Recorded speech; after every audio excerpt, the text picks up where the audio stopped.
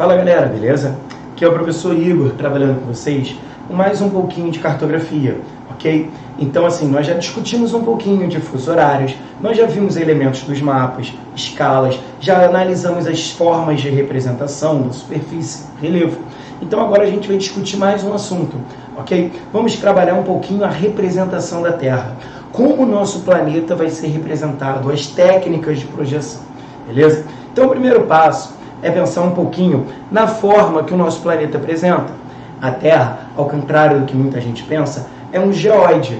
Ela tem uma superfície irregular. Nós já vimos formas de relevo: planalto, planície, depressão, as cadeias montanhosas, os vales. Então a Terra, ela tem uma superfície, uma formação irregular, que nós chamamos de geóide, ok? Porém, nós, para facilitarmos aí os nossos estudos, trabalhamos com a ideia de um esferoide, que seria aí uma aproximação de uma esfera, ok? Ou também podemos associar aí a forma do planeta, para facilitar um pouco, a ideia da elipsoide, que seria aí uma espécie de esfera com achatamento entre os polos, ok?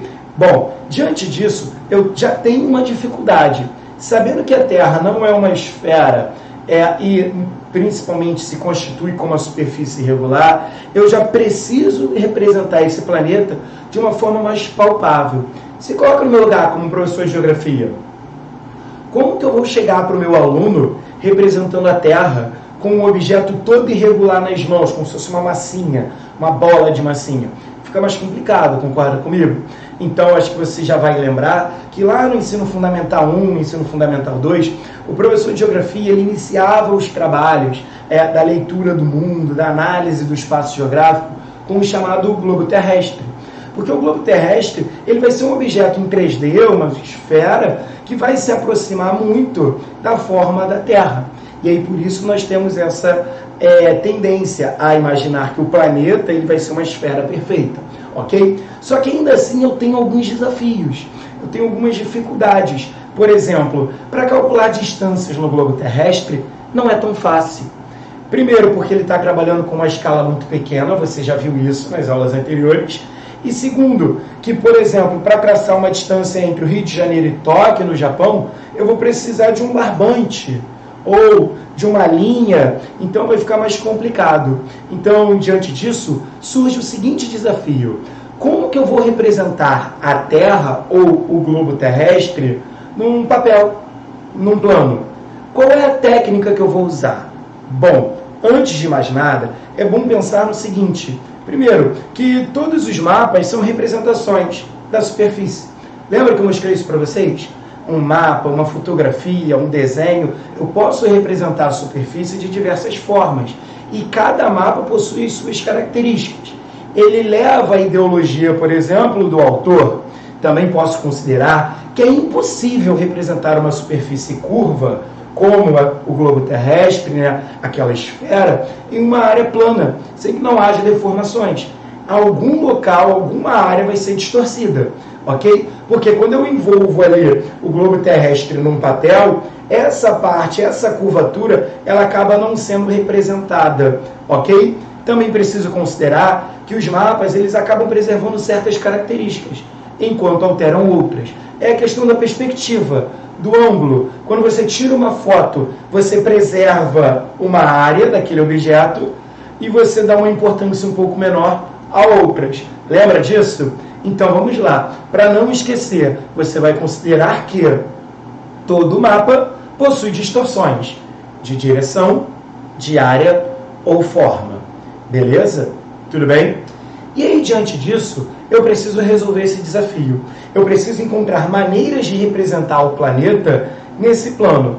E aí, a primeira projeção que a gente vai analisar, a primeira forma de fazer isso, é a chamada projeção cilíndrica. E o que é a projeção cilíndrica que está presente aí nessa imagem?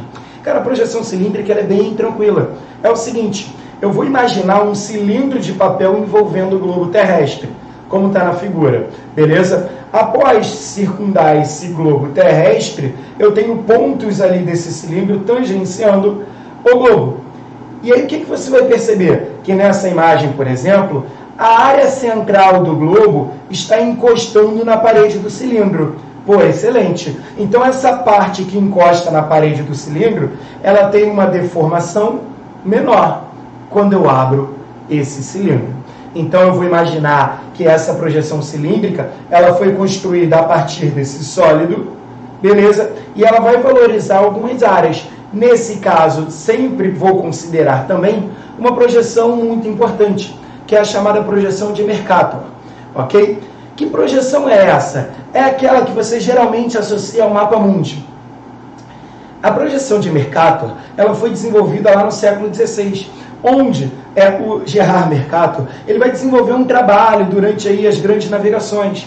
Pensando na perspectiva daquele momento, o que você vai considerar? Cara, as grandes navegações seria um processo iniciado pelas potências europeias nesse contexto. Então eu vou projetar o mundo a partir de uma visão que valoriza quem? A Europa. Então a principal característica da projeção de Mercator, que é cilíndrica, é justamente essa supervalorização do continente europeu. Então não esqueça, a projeção de Mercator, que é muito difundida no mundo todo, inclusive aqui no Brasil, já que nós fomos colonizados, e nosso modelo educacional segue muito um padrão europeu, principalmente dos franceses, ok? Esse modelo de projeção aí, ele vai ser associado aqui no Brasil como, entre aspas, o certo. E aí você precisa considerar que essa projeção de Mercator, essa projeção de mapa mundi, que as pessoas sempre valorizam mais, ela acaba tendo uma visão eurocêntrica. Ela distorce muito os polos. Beleza? Tudo bem? Visando diminuir um pouco, combater um pouco essa perspectiva eurocêntrica, eu vou trabalhar uma outra projeção que costuma cair em prova. Preste atenção, é a projeção de Peters.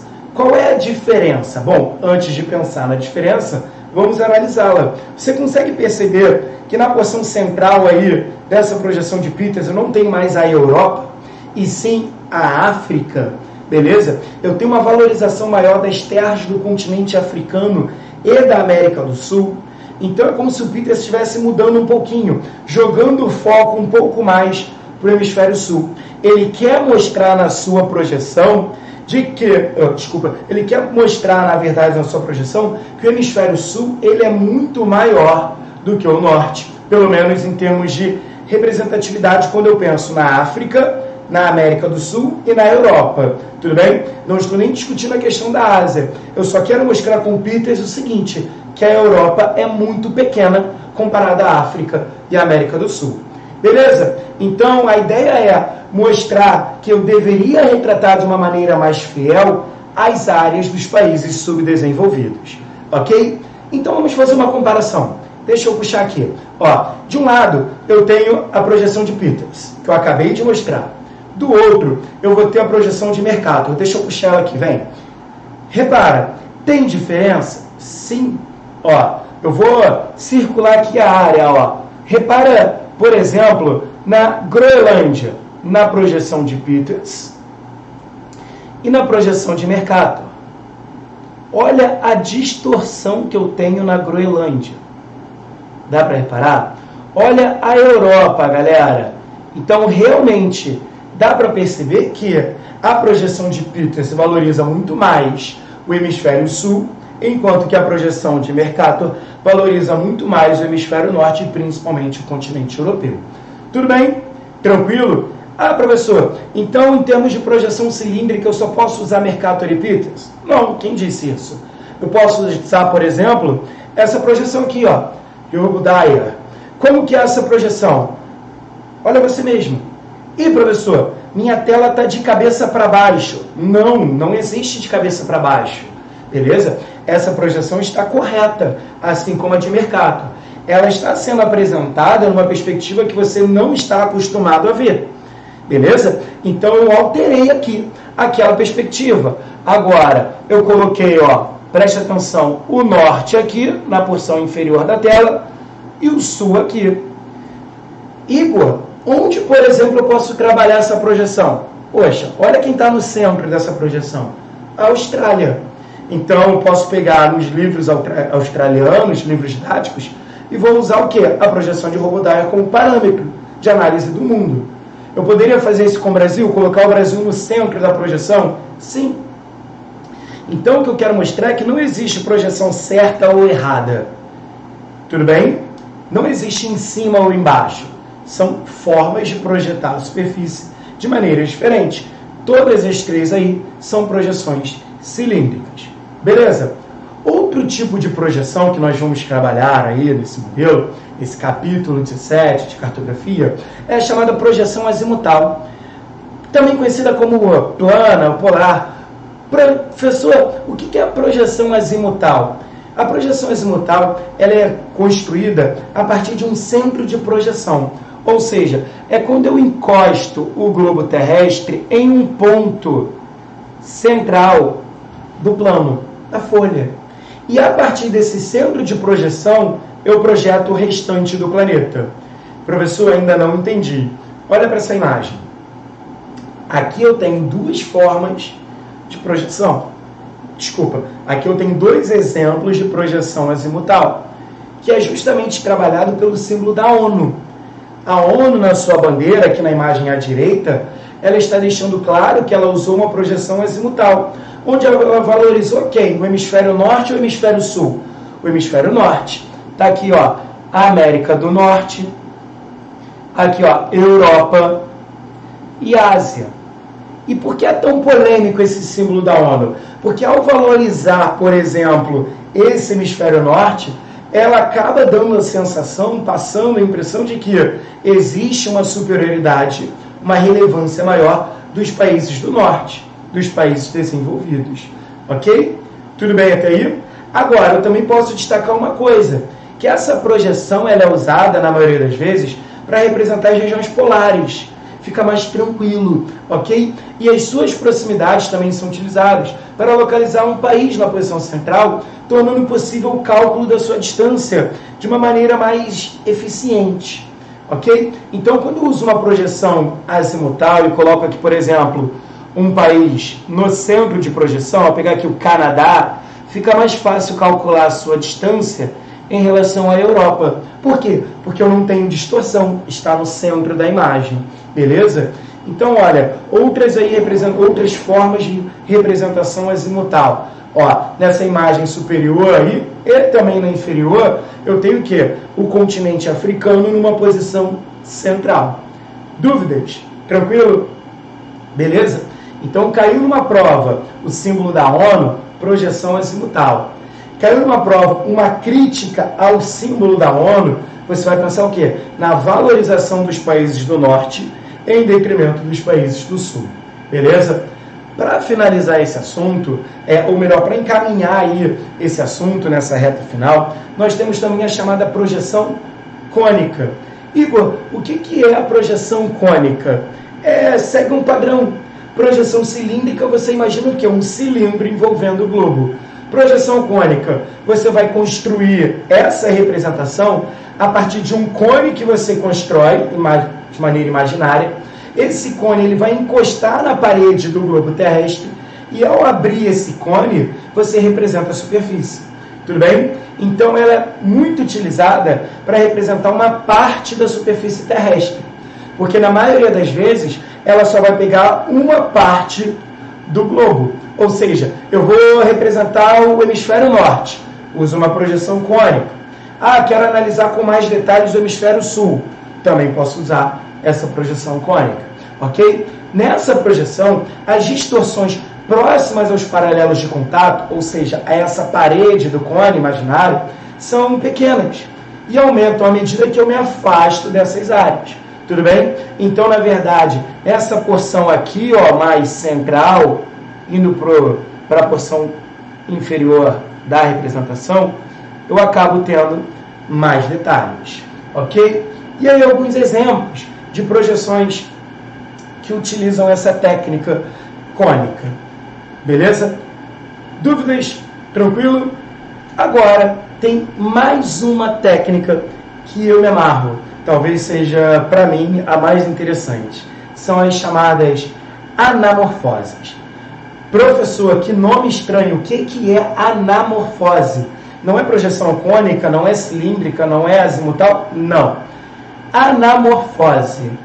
Anamorfose seria uma técnica de representação, de projetar a superfície desconsiderando as formas. A anamorfose sem forma, eu vou ignorar as formas, eu vou ignorar os ângulos, eu vou ignorar a questão da área. Eu tenho um objetivo. E qual é o meu objetivo na anamorfose? Criar mapas esquemáticos.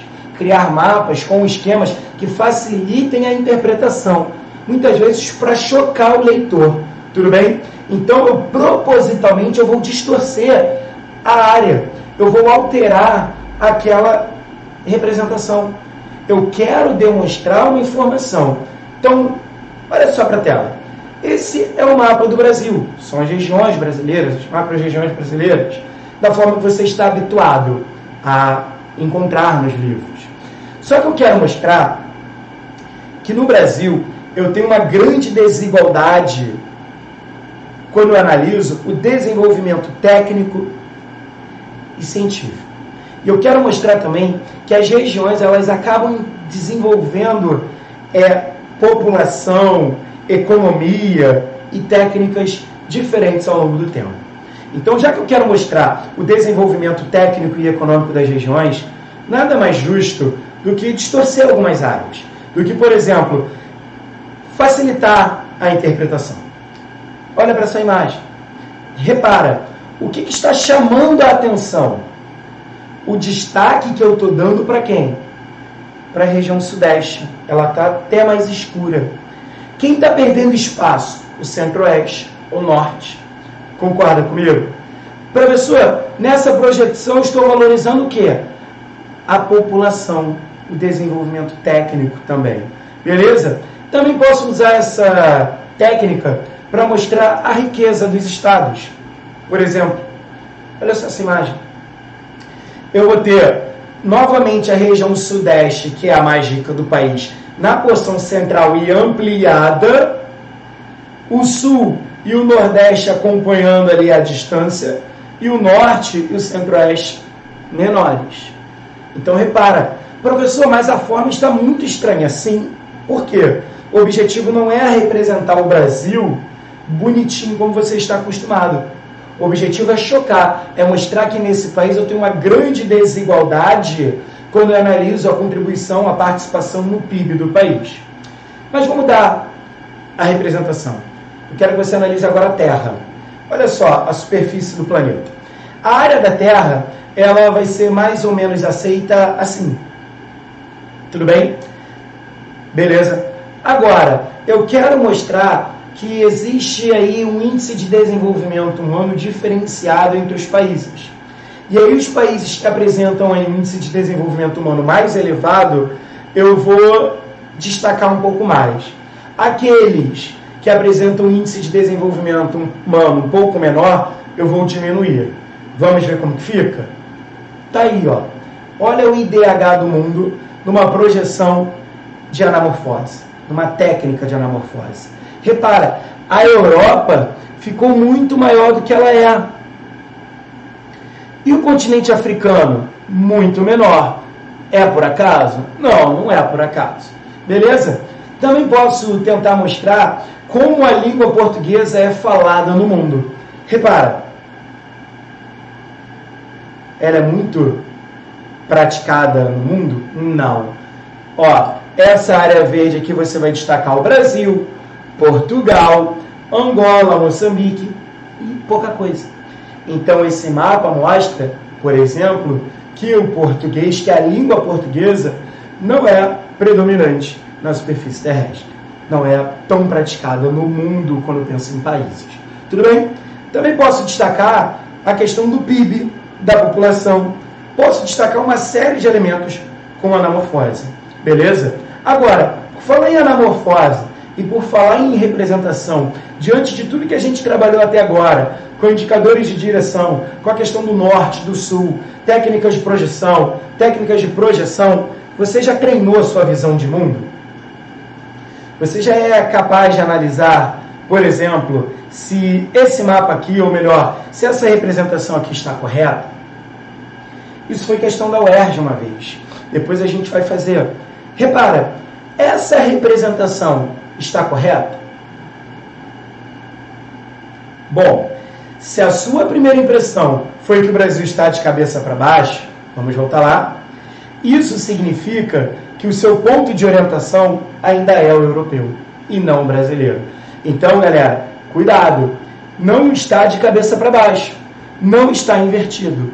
É uma projeção que está tudo bem, num modelo que você não está acostumado, mas ela está correta, beleza? Aqui, ó, o hemisfério norte está aqui, e o hemisfério sul está aqui. E quem está no centro de projeção? O Brasil. Professor, mas não está de cabeça para baixo? Não. Numa bola de futebol, numa esfera, você sabe exatamente onde está a parte de cima e de baixo? Não. Então, por que no globo terrestre você vai definir que o Brasil está no sul, que estar no sul significa estar embaixo?